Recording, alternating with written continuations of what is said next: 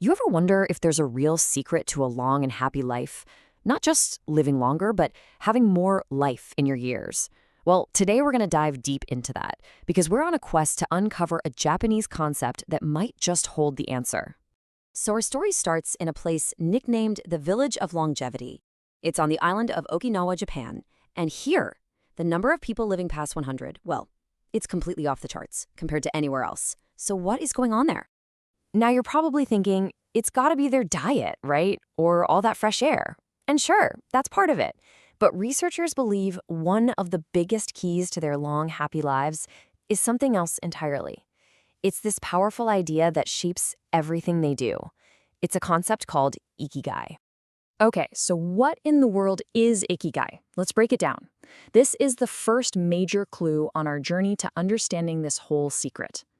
Simply put, Ikigai is your reason for being. It's your purpose. According to the folks in Okinawa, it's the very reason you jump out of bed in the morning. And get this, it's not something you're just given. It's something hidden deep inside every single one of us, just waiting to be discovered.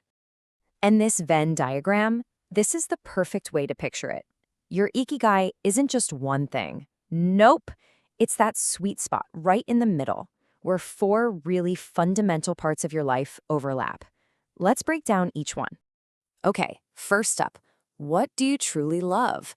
I mean, what are the things you do where time just seems to vanish? The activities that make you feel totally and completely alive.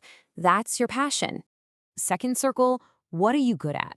Think about your unique skills, your talents, the things that just kind of come naturally to you. This is where your passion meets what you can actually do really well.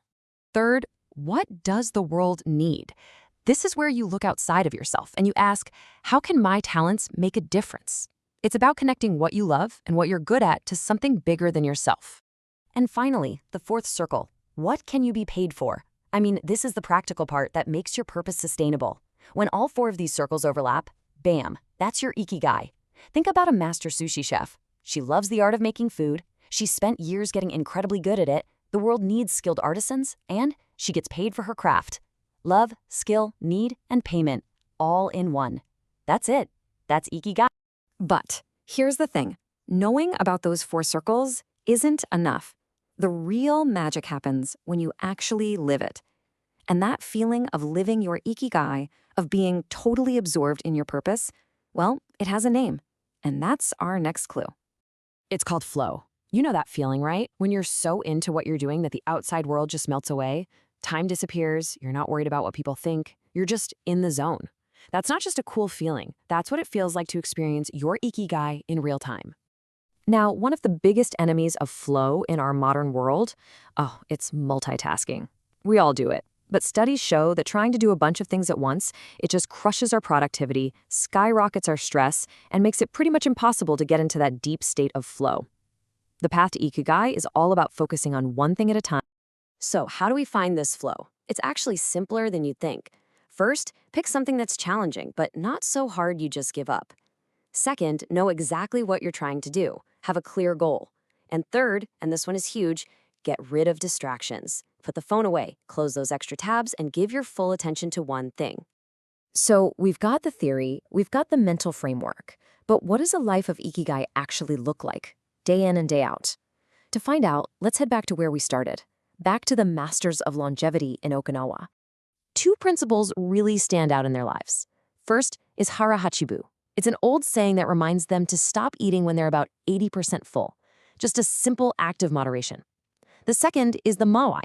This is a group of lifelong friends who support each other through thick and thin, emotionally, socially, even financially.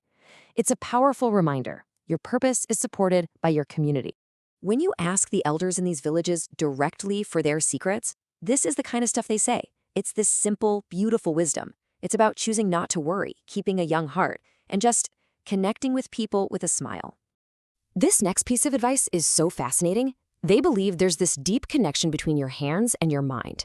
Things like gardening, crafting, playing an instrument. Keeping your fingers busy keeps your brain sharp. It's a huge reason why so many of them never really retire. They just keep doing what they love. And finally, this one really hits home in our crazy, fast-paced world. The people there live an unhurried life. Now, that doesn't mean they're lazy, they're always busy, but they're never overwhelmed. They move with this sense of calm and purpose, enjoying the journey, not just racing to some finish line. Okay, so we've journeyed to Okinawa, we've defined the concepts, and we've heard from the masters themselves.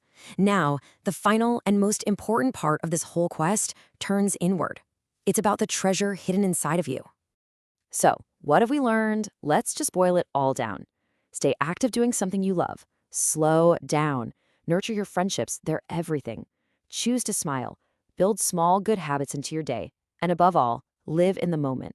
Happiness is right here, in the doing, not just at the end of the road. Look, the journey to discover your Ikigai is a personal one. It's not a race, and it might even change over your life. But the search itself is what gives life so much meaning. So as we wrap this up, the question isn't whether you have an Ikigai, because we all do. The real question is, what's your reason for getting up tomorrow?